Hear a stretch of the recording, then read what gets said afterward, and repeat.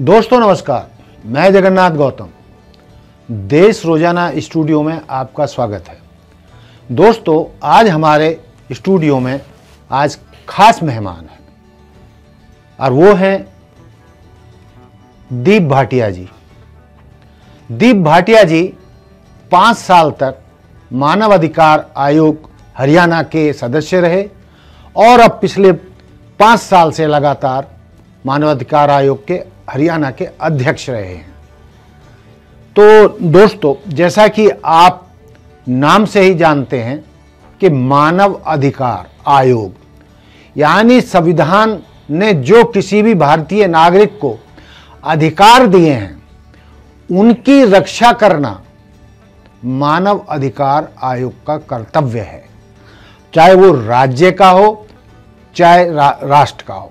तो जो राज्य स्तर के मामले होते हैं तो राज्य का मानव अधिकार उन्हें देखता है और जो राष्ट्रीय स्तर के होते हैं तो राष्ट्रीय मानव अधिकार आयोग उनको देखता है और किसी भी नागरिक की समस्याओं का समाधान करता है। और इसके अलावा समाज में, प्रदेश में या देश में किसी भी प्रकार की कोई समस्या है, चाहे वो प्रदूषण हो या कुछ मतलब जो भी समस्या हमारे समाज में नागरिकों के सामने आती है उस पर ये दखल देने में सक्षम है। इनकी जज की भूमिका होती है, इतनी शक्तियां होती हैं। तो मैं आज जो आपके सामने दीप भाटिया जी को लाया हूं उसकी खास वजह ये है कि जो पढ़ा लिखा तबका है वो तो मानव अधिकार आयोग के बारे में जानता है, क्या वो राज्य का हो चाहे राष्ट्र का हो, लेकिन बहुत कम लोगों को आज भी, चूंकि बहुत बड़ा तबका उतना शिक्षित नहीं है या जो सारे नागरिक के उनके कितने अधिकार हैं और उनकी पहुंच कहां कहां होनी चाहिए। तो मैं विशेष रूप से फिर दोहराना चाहता हूं, कोई स्त्री हो, पुरुष हो, बच्चा हो, कोई भी हो, नागरिक हो, उसको किसी भी तरह की तकलीफ होती है और उनके संविधान प्रदत्त अधिकारों का हनन होता है तो उनकी सुनवाई मानव अधिकार आयोग में होती है। लेकिन विस्तृत रूप से भाटिया साहब बताएंगे कि हरियाणा मानव आयोग के क्या अधिकार क्षेत्र हैं, उसका क्या क्या कार्य करता है और अपने पिछले 5 साल के कार्यकाल में कुछ उन्होंने जो विशेष फैसले लिए हों या हरियाणा मानवाधिकार आयोग के अध्यक्ष रहते हुए जो कुछ खास काम किए हों उन पर प्रकाश डालेंगे और हमारे दर्शकों को ये सारा बताएंगे। देखिए, आपने आज मेरे को स्टूडियो में बुलाया है। मैं इसे अपना सौभाग्य समझता हूँ कि मीडिया के माध्यम से हम लोगों तक उनके अधिकारों की बात पहुँचाएं। पिछले 5 वर्षों तक मैं व्यक्तिगत रूप से मानवाधिकार आयोग में काम करता रहा। हरियाणा का मानवाधिकार आयोग, जिसका कार्यालय चंडीगढ़ में स्थित है, एक रेगुलर फंक्शनिंग वाला ऑफिस है। सप्ताह के 5 दिन पूरा कार्यालय काम करता है और इसमें प्राप्त शिकायतों को बहुत गहनता से जांच करके उन पर सुनवाई की जाती है।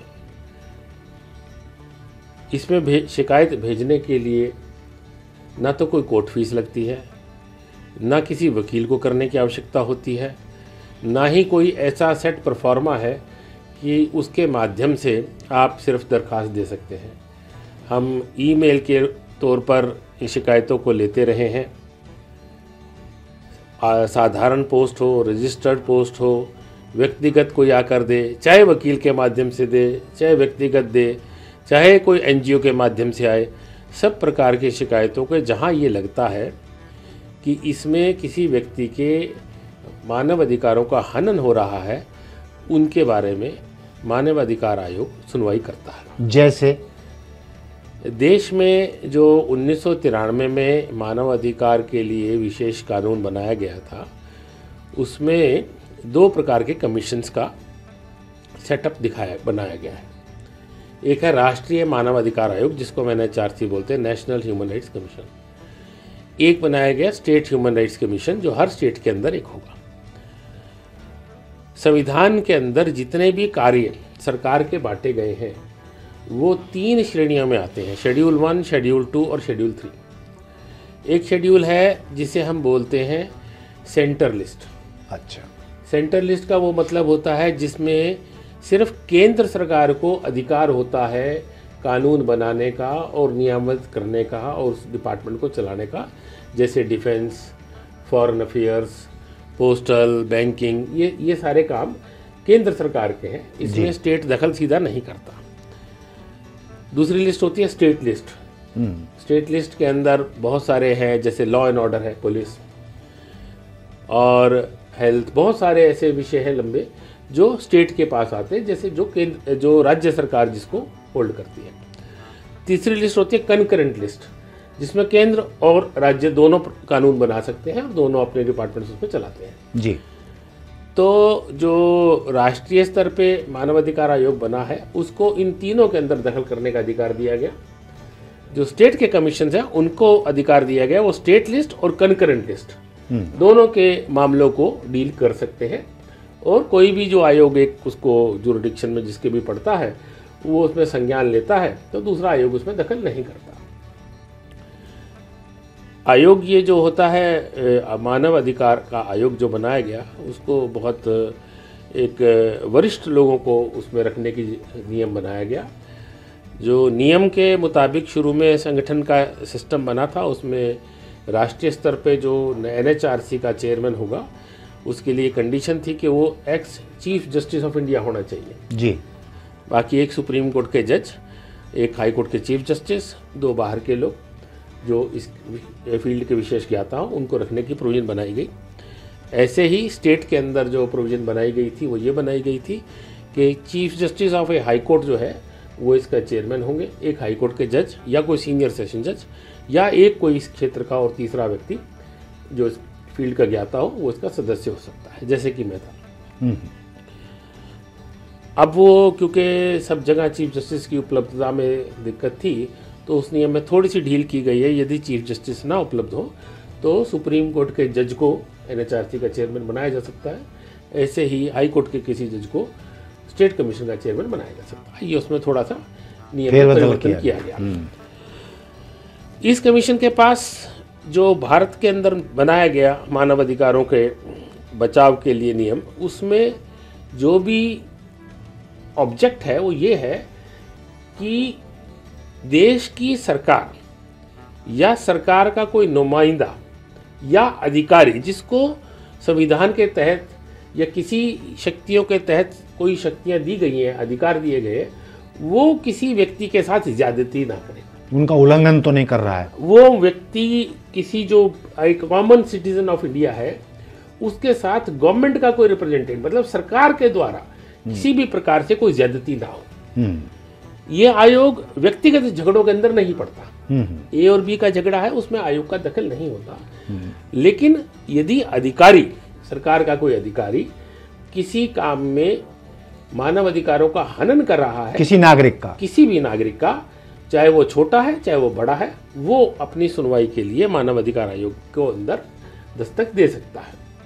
इसी और प्रकार मानव अधिकार आयोग किसी को भी, चाहे IAS है चाहे IPS है, बड़े से बड़ा कितना ही भी बड़ा अधिकारी है, देखिए बड़े से बड़ा अधिकारी जो होता है उसको सम्मन भी किया जा सकता है, उसके खिलाफ सरकार को कार्रवाई करने का निर्देश भी दिया जा सकता है। स्टेट के मिनिस्टर वगैरह भी हो, चाहे कोई भी हो, ऐसे बड़े से बड़े लोगों के खिलाफ शिकायतें आती हैं, शिकायतों की तरह की जांच की जाती है। और जैसे अब स्टेट कमीशन है उसके अंदर एक्ट के अंदर प्रोविजन है कि जो हमारे पास सेक्रेटरी लगाया जाता है कमीशन के अंदर, स्टेट्स के अंदर, वो प्रिंसिपल सेक्रेटरी रैंक का IAS अफसर होना चाहिए।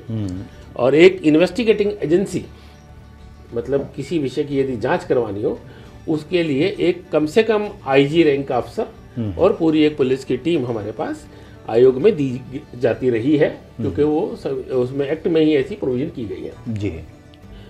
तो जब यदि आयोग को लगे कि इस विषय की स्वतंत्र जांच की आवश्यकता है तो अपनी एजेंसी, जो कि अपने पास एक पुलिस है, जो IG और कुछ अधिकारी हमारे उसमें रहते थे कमीशन के अंदर, उनके माध्यम से जांच, स्वतंत्र जांच कराई जा सकती है।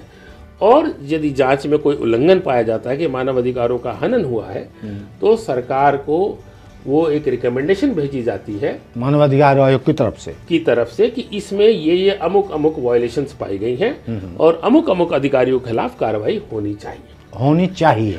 और ऐसे में क्योंकि ये विषय की रिकमेंडेशंस पे सरकार काम करेगी नहीं करेगी अधिकतर प्रश्न उठता है। बहुत जगह मीडिया में ये सवाल उठते रहते हैं कि भाई जब रिकमेंडेशन को तो सरकार माने या ना माने, परंतु जो एक हाई कोर्ट्स की चीफ जस्टिस जब चंद्रचूड़ साहब के टाइम की इलाहाबाद हाई कोर्ट का बड़ा डिटेल्ड जजमेंट है इसके ऊपर, उसमें बड़ा स्पष्टता से बताया गया कि जो मानव अधिकार आयोग की रिकमेंडेशंस हैं वो वर्चुअली डायरेक्शंस हैं, वो रिकमेंडेशंस नहीं है and government is bound to implement that. अच्छा। और जहाँ तक मैंने क्योंकि हरियाणा मानव अधिकार आयोग में काम किया है लंबे अरसे तक और इस सबके बीच में से मैं गुजरा हूँ, तो कम से कम हरियाणा के अंदर सरकार की तरफ से किसी प्रकार की कोई अड़चन हमारी जो भी रिकमेंडेशन गई उसकी इम्प्लीमेंटेशन में नहीं आई। और लगभग जितनी भी रिकमेंडेशंस की सरकार ने उसको सहर्ष स्वीकार किया है और आवश्यकता पड़ने पर नियम भी बदले, कानून भी बनाए और वेलफेयर की पॉलिसीज को बनाया है। जिसका एक सबसे ज्वलंत उदाहरण मैं आपको बता सकता हूँ कि आज के दिन हरियाणा में आप PPP सुनते हैं, परिवार पहचान पत्र। हाँ। इसकी शुरुआत हमारे पास से हुई क्योंकि पहले पीले राशन कार्ड बना करते थे। उसमें हमें देखने को आया कि अगर आपके पास नेगेटिव मार्किंग होती थी, यदि किसी व्यक्ति के पास मोटरसाइकिल है, टेलीफोन है, टेलीविजन है, वॉशिंग मशीन है, तो नेगेटिव मार्किंग करके उसको इनएलिजिबल कर दिया जाता था। अच्छा। तो हमने पाया कि कई बार कुछ गरीब लोग सेकंड हैंड चीज उठा लाते हैं और इस बिना पर उनको उस दायरे से बाहर कर देना उचित नहीं है। सरकार को हमने रिकमेंडेशन करी तो उन्होंने कुछ चीजों को उसमें से रिमूव कर दिया नेगेटिव लिस्ट से। अच्छा। दोबारा हमने रिकमेंडेशन करी तो उन्होंने उसको भी सीरियसली लिया, लेकिन तदुपरांत हमें फिर भी शिकायतें मिलती रही बहुत सारी कि बहुत सारे गरीब लोग जो एलिजिबल लगते थे वो किसी ना किसी बेकार वजह की वजह से इनएलिजिबल वंचित रह जाते थे। फिर हमने सरकार को इसके बारे में पॉलिसी बनाने को कहा जी। और दोनों क्योंकि ग्रामीण के ACS एडिशनल चीफ सेक्रेटरी जो ग्रामीण विभाग को देखते हैं और एक ACS जो शहरी विभाग को देखते हैं जी, वो दोनों इसको अपने अपने क्षेत्रों में मेन डील करते थे। उनकी बुलाकर हमने मीटिंग रखी।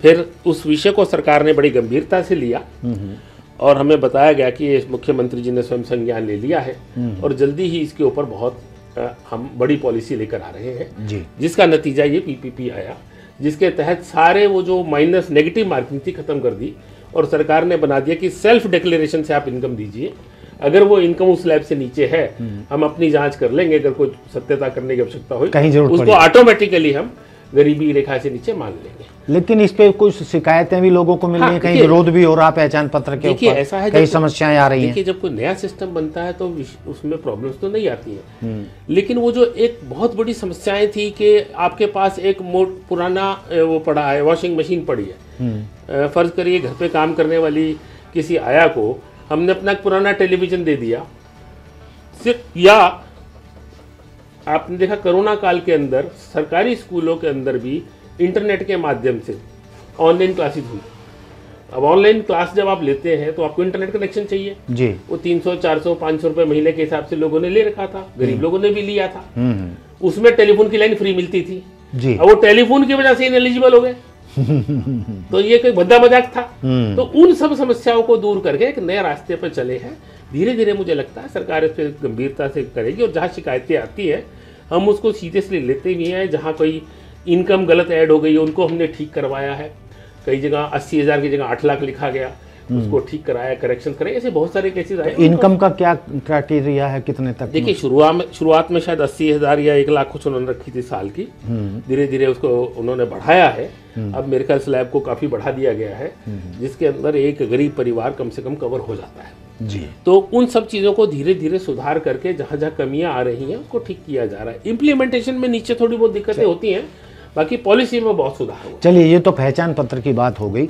जैसे कोई भी आप फैसला लेते हैं, अधिकारियों को बुलाते हैं और उसको दोषी मानते हैं, तो मानवाधिकार आयोग या अध्यक्ष क्या उनको सीधे कोई सजा दे सकते हैं या एजेंसीज के द्वारा, मतलब उनको आप लोग? देखिए, जो भी इस देश के अंदर सिस्टम बनाए गए हैं, वो एक है आप ट्रायल चलाइए। व्यक्ति को किसी के खिलाफ दोष सिद्ध करने से पहले उसके खिलाफ उसको मौका दे।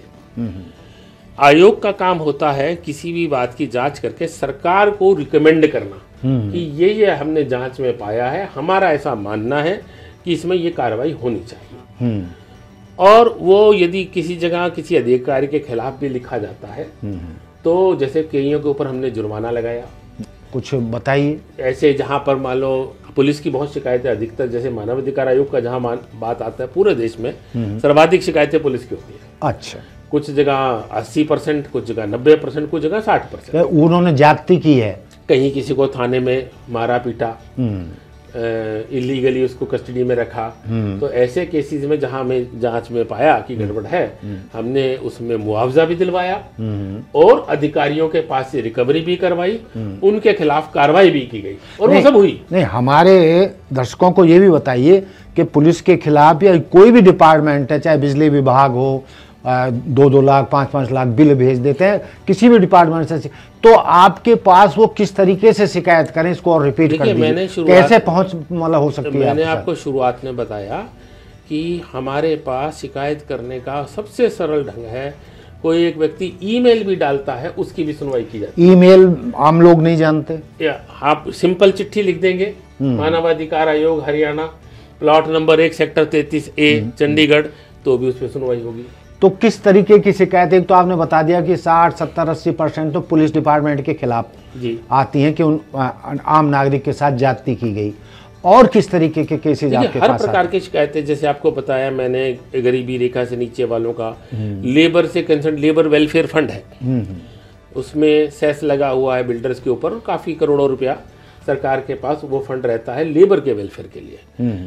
कि एक व्यक्ति जैसे कंस्ट्रक्शन लेबर, कारपेंटर, प्लम्बर, मेहसन, जो भी काम करते हैं, वो अपने आप को उसमें रजिस्टर कर लेते हैं और उनको सिर्फ इतना मेंटेन करना होता है रजिस्ट्रेशन के बाद कि साल में 90 दिन मैंने काम किया है। वो एक रिकॉर्ड मेंटेन करते हैं और हर साल अपने आप को रिन्यू करते हैं। उसके बाद उनको पेंशन या बच्चे की शादी के लिए, बच्चे की पढ़ाई के लिए, इस प्रकार के फंड सरकार देती है। तो उसमें कई केसेस हमारे पास आते थे कि जी मैं एलिजिबल हूँ, मेरे को इनएलिजिबल कर दिया गया। हमने उसमें बहुत सारे लोगों को रिलीफ दिलवाया और इस फंड के बारे में लोगों को ज्ञान नहीं था, उसके लिए हमने अवेयरनेस कैंप लगवाए ताकि आम आदमी को पता चले, गरीब आदमी को जो हाथ से काम करता है इस इंडस्ट्री में, जो अनऑर्गेनाइज्ड सेक्टर है, जिसका कोई कोई यूनियन नहीं है इकट्ठी, कोई एक प्लम्बर अलग काम कर रहा है, मेसन अलग काम कर रहा है, कारपेंटर अलग कर रहा है, तो उन सब को उसमें रजिस्टर होंगे तो उनको ये लाभ मिलेंगे। अच्छा, इस प्रकार के हमने चलाया। अब इसके अलावा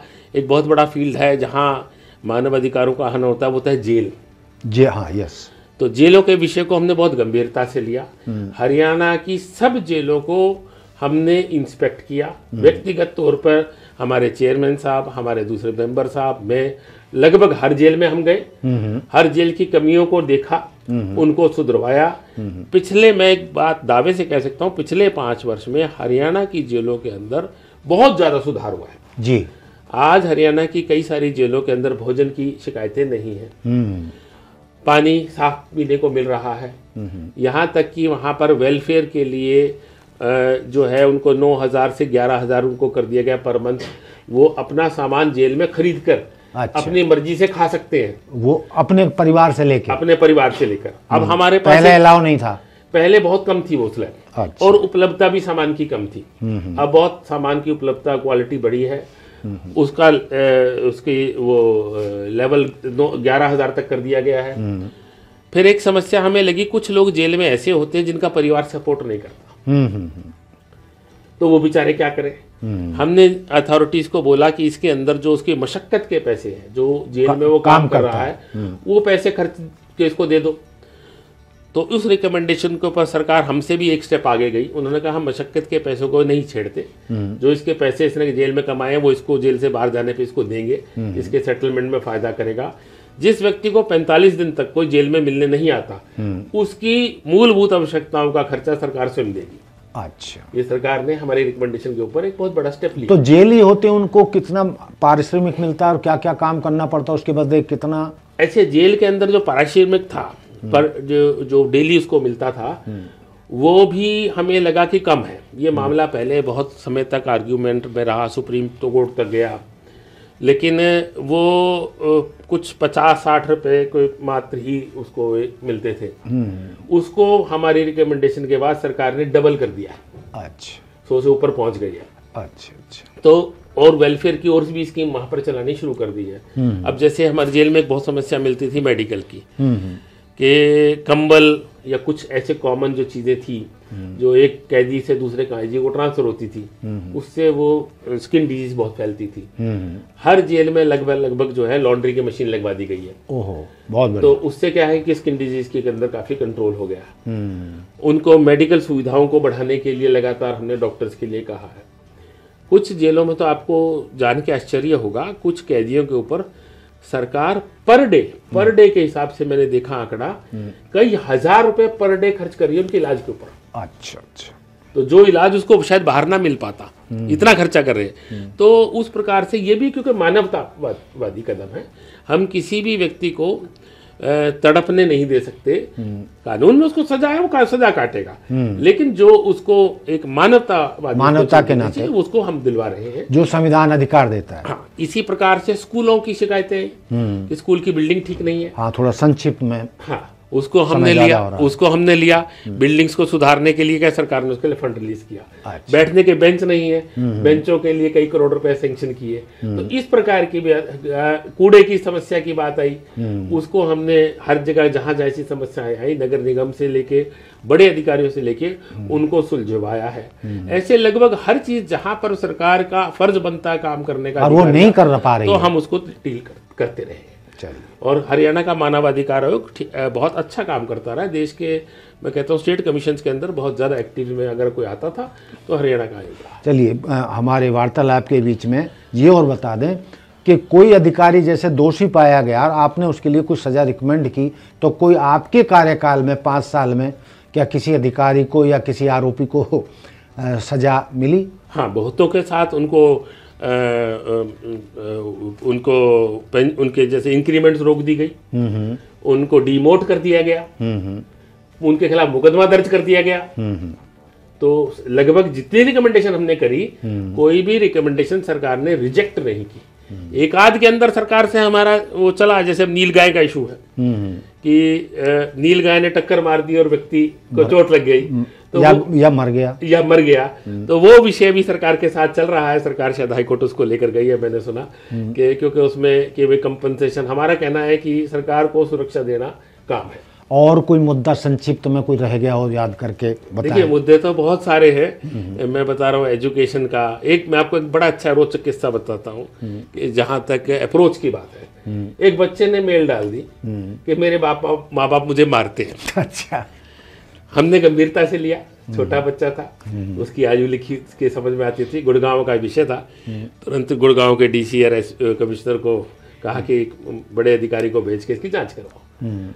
तो पता चला कि उसके माँ बाप के साथ बैठा के उसको बड़े ढंग से बात करी चली गई। तो उसने कहा मुझे एनसीईआरटी की किताब में ह्यूमन राइट्स कमीशन के बारे में सुना था, तो मैंने टेस्ट करने के लिए मेल डाल दी थी। तो गंभीरता का मैं विषय बता रहा हूँ कि बच्चों की शिकायत भी जहाँ पर आई, ऐसे भी विषय जहाँ पर आए, उनको बहुत गंभीरता से लिया और उनके ऊपर कार्रवाई तुरंत हुई है।